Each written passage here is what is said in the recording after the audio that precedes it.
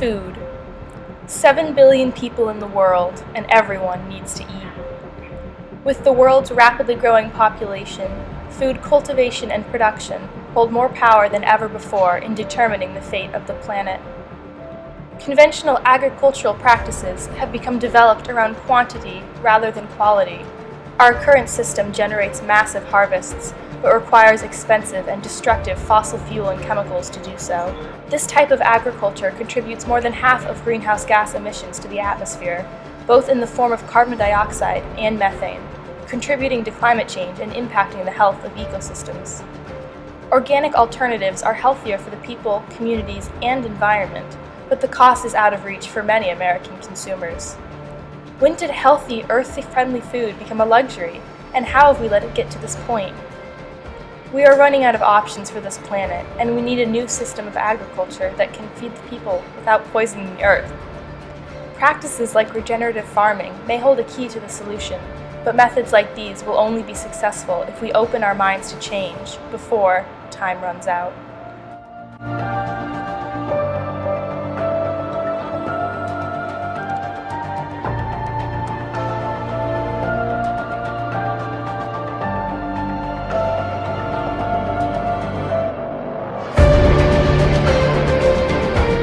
So what is regenerative farming? Really just what it sounds like. Regenerative farming is a subsect of organic farming designed to build or regenerate unhealthy soils. Regenerative agriculture, year after year, is rebuilding the organic matter of the soil. The process works by reconstructing the way natural ecosystems operate. Like organic farming, regenerative agriculture involves eradicating the use of pesticides. What makes regeneration different is its emphasis on protecting the actual soil and safely sequestering carbon. For hundreds of years, conventional agriculture has depended on the use of chemicals, tillage, and crop rotation. These modern agricultural methods are entirely different from nutrient cycles and processes that occur in nature. They deplete both the soil and the food that comes from it of vital nutrients. What's more, conventional agriculture releases carbon into the atmosphere, removing it from where it can be safely sequestered in the ground, feeding the plants. It bonds with oxygen and becomes CO2, a primary greenhouse gas contributing to climate change. Carbon sequestration is the process of removing carbon dioxide from the atmosphere and storing it in solid or liquid form.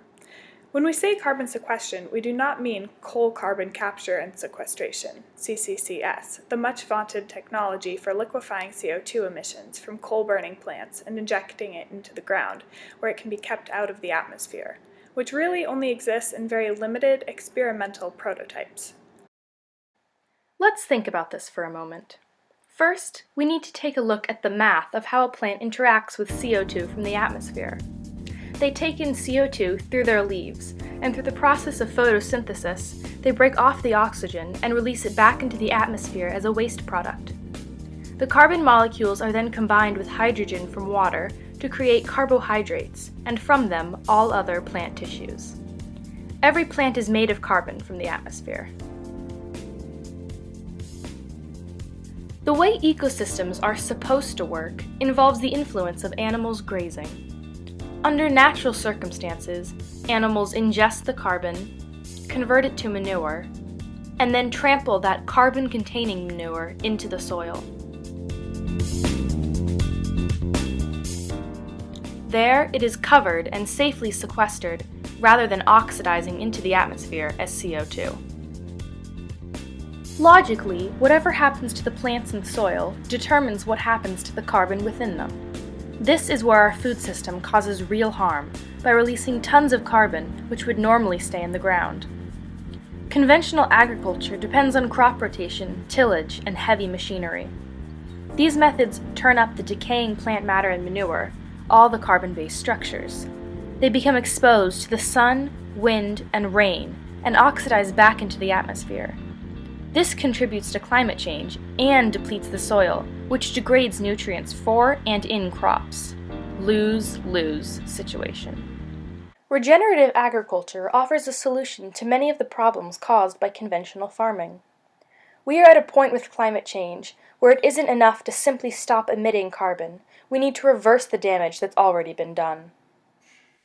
We have to remove 135 parts per million out of the atmosphere to get back to a normal, happy, habitable planet. But that's why when people say, oh, well, we can just stop emitting. Yeah, they're not dealing with the legacy problem. We already have hundreds of billions of tons, almost 950. Still waiting for us to come. It's there. It's already there that we have to remove to get back to a natural state before the contamination, before the agricultural malpractice. Up to 40% of the current excess CO2 in the atmosphere resulted from soil destruction. Remember that plants are made of carbon? Well, this loss in soils means that organic microbes and plants are essentially starved. Our topsoils have lost so much carbon into the atmosphere that if business continues as usual, according to the UN's Food and Agriculture Association, the world has only 60 more years of growing crops. That's right. In 60 years, our planet will not be able to grow any more food.